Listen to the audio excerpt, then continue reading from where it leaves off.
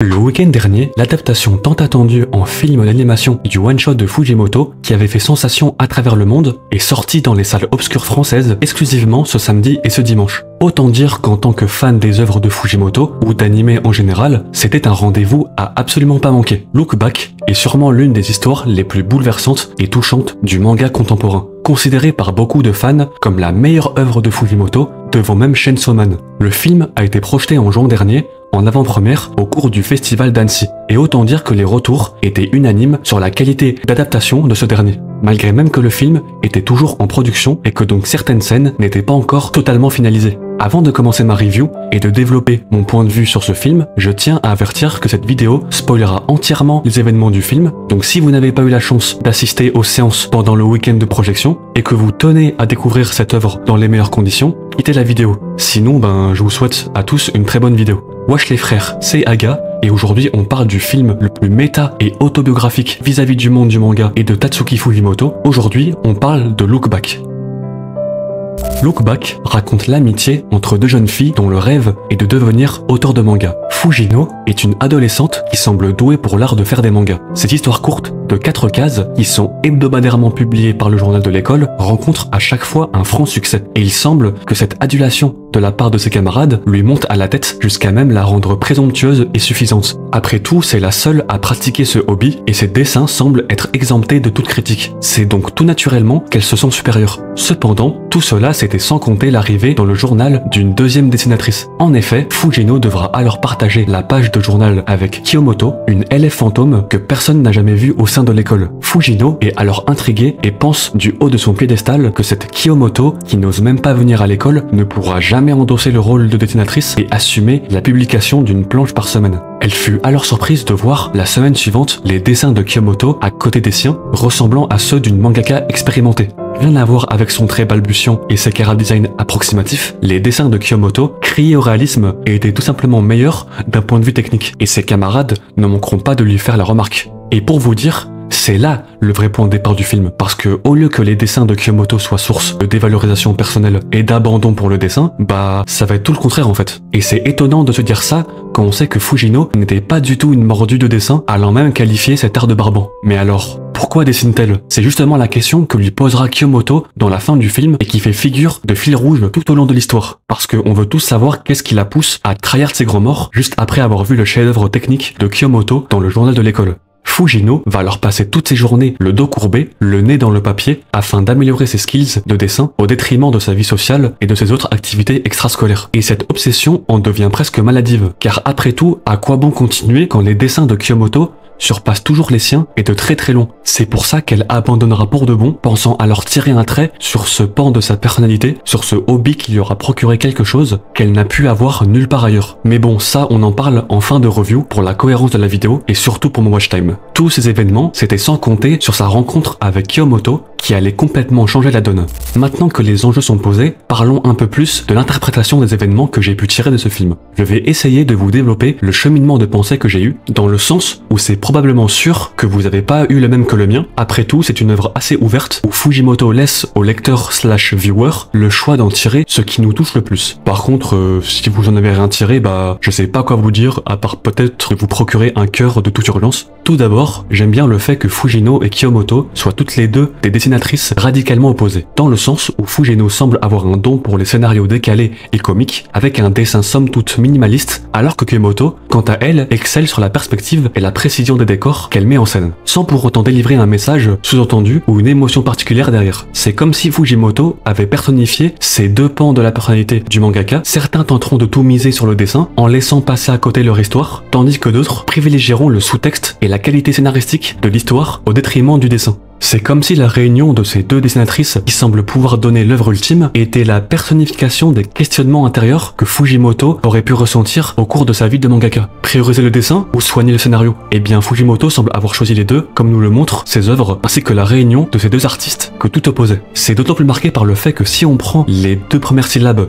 de Fujino et les deux dernières syllabes de Kiyomoto, ça donne bien Fujimoto, et oui, j'ai beaucoup aimé comment la production du film a donné vie aux histoires de Fujino et de Kiyomoto. En effet, le film a fait un réel effort d'adaptation en animant totalement et en interprétant les deux histoires à l'écran, marquant encore plus la différence dont Fujino et Kyomoto abordent l'art du manga.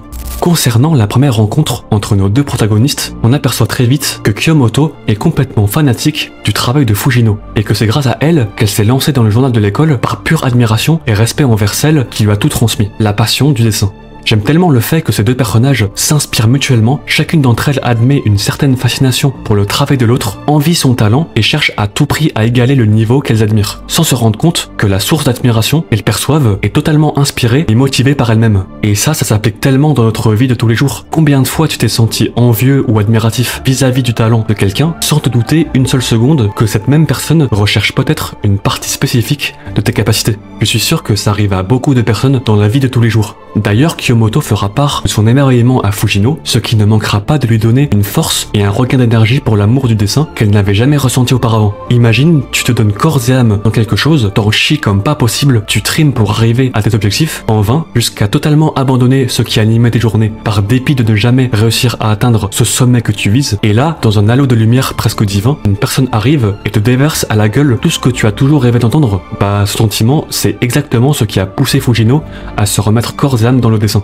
On ressent tellement le regain d'énergie et la joie de vie dans les mouvements de Fujino lorsqu'elle se met à courir avec une énergie qui serait capable de faire trembler des montagnes. Cette scène a été magistralement adaptée dans le film et j'ai d'ailleurs lâché ma petite larme tellement c'était criant d'authenticité et de justesse. On est sûrement sur un début de réponse concernant ce qui peut animer Fujino à dessiner. On peut être sûr que les mots de Kyomoto ont trouvé une résonance chez Fujino et qu'elle est désormais prête à se lancer avec assiduité dans le dessin. C'est d'ailleurs ce qu'elle fera car elle ira même former un duo avec Kyomoto et les deux commenceront à dessiner des œuvres comme si elles étaient en symbiose, l'une complétant le travail de l'autre. Un autre aspect du film que j'apprécie énormément et qui est en lien avec la nouvelle formation de ce duo, c'est que Fujimoto prend le temps de nous exposer cette nouvelle vie de dessinatrice en duo. On les voit se partager le travail au fil de chaque saison de l'année qui passe, le temps qui défile inexorablement en même temps que les planches de dessin s'accumulant sur le sol. La joie de gagner un concours de dessin qui se décrit parfaitement sur leurs deux visages de travailleuses acharnées, les moments de vie simples que partagent ces deux jeunes filles lorsqu'elles sont avachées sur leur bureau, la tête dans les storyboards. À travers tous ces aspects, Fujimoto essaye vraiment de nous impliquer dans la vie de ce duo de lycéennes et c'est pour mieux nous arracher le cœur qu'il met tout cela en œuvre quand Kyomoto déclare qu'elle veut mettre fin à leur collaboration professionnelle afin de se lancer en solo dans une école d'art. Et cette scène, les amis, elle est tout simplement prenante, je m'explique. Notre duo de mangaka se retrouve enfin avec une offre de sérialisation de manga proposée par leur éditeur. Elles ont donc la possibilité d'enfin se lancer dans le grand bain et embrasser la vie de dessinatrice à temps plein.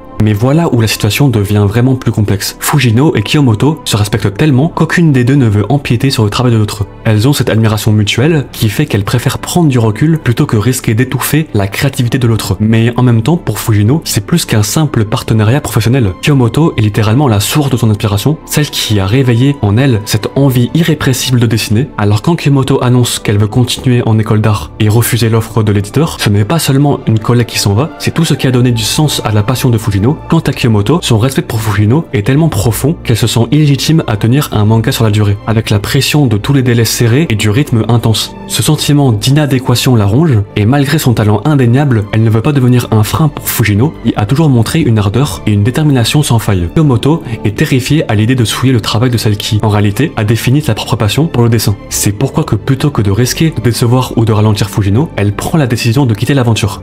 Cette décision, aussi douloureuse soit-elle, est pour Kyomoto un acte d'amour et de respect. Elle préfère se retirer avant de causer du tort à la personne qu'elle admire le plus, même si cela signifie renoncer à la série qui pourrait tout changer pour elles deux. À ce stade du film, on ne connaît les personnages que depuis une trentaine de minutes, et pourtant, on peut déjà les analyser en profondeur, comprendre leurs pensées et leurs actions. C'est ce qui rend Fujino et Kyomoto tellement humaines et attachantes. Leurs dilemmes, leurs craintes et leurs émotions sont si bien exposés qu'ils deviennent instantanément relatable. C'est vraiment un tour de force de la part de Fujimoto d'avoir réussi à créer une telle connexion émotionnelle en si peu de temps. On est totalement immergé dans leur relation et c'est ce qui donne tout le poids à cette scène déchirante. Je ne pouvais pas finir cette review sans évoquer le tournant majeur du film. Oui, je parle bien évidemment de ce plot twist qui change toute la dynamique et propulse l'histoire dans une autre dimension. Vous l'aurez compris, je fais référence à la mort de Kyomoto. Cet événement inattendu frappe comme un coup de tonnerre et bouleverse absolument tout. Fujimoto nous fait passer d'un récit touchant sur l'amitié et la passion à une réflexion bien plus sombre et poignante sur la perte, le deuil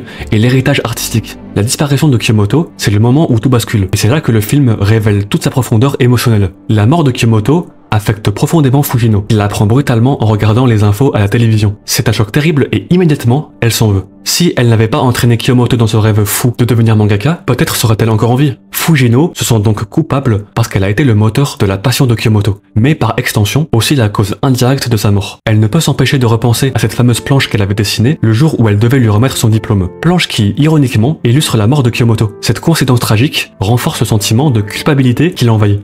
Fujino est alors convaincue qu'elle est responsable de sa mort et cette idée la consume. La scène où elle s'effondre en pleurs, rongée par les regrets, est tout simplement déchirante. C'est un moment d'une intensité émotionnelle rare où Fujimoto parvient à nous plonger dans la douleur de Fujino, rendant cette culpabilité presque palpable, et le film a tellement fait son taf d'adaptation vis-à-vis de cette scène que ça en devient presque bluffant. Et là les amis, c'est à ce moment-là que la mise en scène de Fujimoto atteint des sommets. Dans un geste de colère et de tristesse envers elle-même, Fujino déchire la fameuse planche, symbole de sa culpabilité. En déchirant la planche, un morceau glisse sous la porte, un détail qui semble a priori anodin, jusqu'à ce que l'on découvre que Kyomoto est de l'autre côté de la porte. Mais pas la Kyomoto que l'on connaît, non, c'est une Kyomoto d'une réalité alternative, une version d'elle-même qui n'a jamais rencontré Fujino dans cet univers. Et là, comme un appel du destin, ce bout de planche qu'elle reçoit dans sa chambre porte un message simple mais bouleversant. Ne sors pas de ta chambre. Ce message, inscrit par Fujino, dans un moment de regret et de désespoir, semble avoir traversé le temps et l'espace, comme si ses remords avaient pris forme pour tenter de sauver Kyomoto à tout prix. Cette scène, à la fois mystérieuse et profondément émotive, donne une toute autre dimension au récit, comme si Fujino, à travers cet univers parallèle, avait une dernière chance de protéger celle qui avait été la source de tout. Dans cette réalité alternative, Kyomoto a également suivi son rêve et est allé en école d'art. Cependant, l'événement tragique de sa mort est sur le point de se répéter. Au moment où l'homme censé la tuer apparaît et la menace, la tension est à son comble. Mais cette fois, juste avant que l'irréparable se produise, Fujino surgit de nulle part.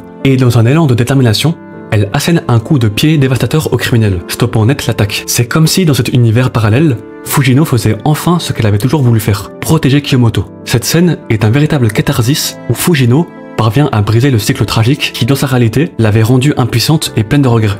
Intervention remplie de symbolisme illustre le désir profond de réparer l'irréparable, comme si ce coup de pied venait non seulement sauver Kyomoto, mais aussi apaiser les remords qui tourmentent Fujino. Après le sauvetage, Fujino et Kyomoto discutent, et leur conversation tourne rapidement autour du dessin, comme si tout y revenait naturellement. Elles se motivent mutuellement, partageant des conseils et des encouragements, exactement comme leur première rencontre dans la timeline principale. Fujino propose même à Kyomoto de la recruter en tant qu'assistante. Ce moment est rempli d'émotions car il montre que peu importe les circonstances ou la manière dont elles se rencontrent, l'amour du dessin est toujours là. C'est là que l'on comprend une chose essentielle. Malgré les événements tragiques, malgré les réalités alternatives, Fujino et Kyomoto sont destinés à se rencontrer et à évoluer dans le milieu des mangaka. Leur admiration réciproque et leur passion pour le dessin transcendent les timelines. Leur lien va bien au-delà de l'espace-temps, prouvant que leur amour pour l'art est ce qui les unit fondamentalement, quoi qu'il arrive. Ainsi, comme si c'était la réponse à la planche que Fujino a fait glisser sous la porte, Kyomoto se met à dessiner l'événement de son sauvetage de manière comique, utilisant le même style de narration que Fujino avait l'habitude de dessiner à l'école. La planche se met alors à voler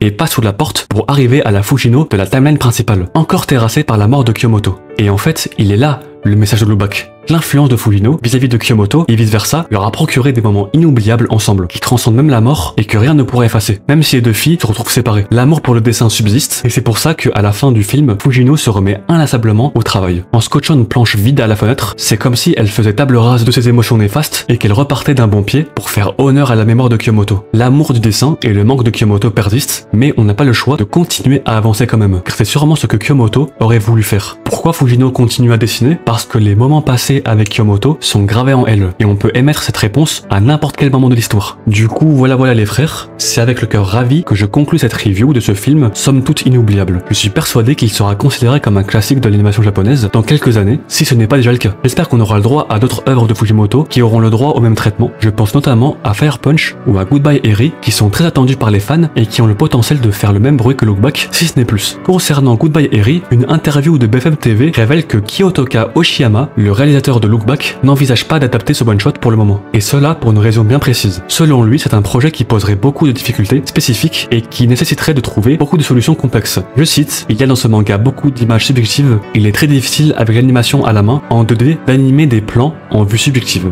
Peut-être en 3D, mais je ne suis pas armé pour un tel projet. Du coup, désolé donc de décevoir les fans de Goodbye Harry, et moi le premier d'ailleurs, hein, mais le projet n'est clairement pas dans les tuyaux, et l'adaptation semble être une prouesse technique inédite qui ferait claquer des dents plus d'un réalisateur. Mais moi je vais vous dire que j'ai de l'espoir. Alors gardez-en au fond de vous, car il est impensable que l'adaptation de ce chef-d'œuvre ne voit jamais le jour. Et aussi parce que j'ai envie d'en faire une vidéo quand même, bah oui. Si la vidéo t'a plu, n'hésite pas à t'abonner et à lâcher un pouce bleu. Dis-moi ce que t'as pensé du film dans les commentaires, et sur ce les frères, prenez soin de vous.